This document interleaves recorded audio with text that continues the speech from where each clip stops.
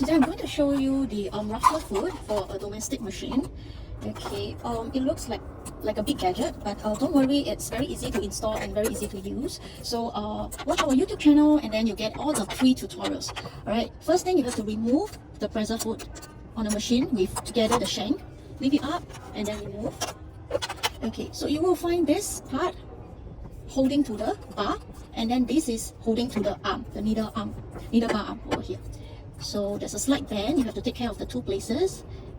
Insert the arm first over here and then slowly tilt the shank over the bar. And then use your hand to secure, screwdriver to tighten.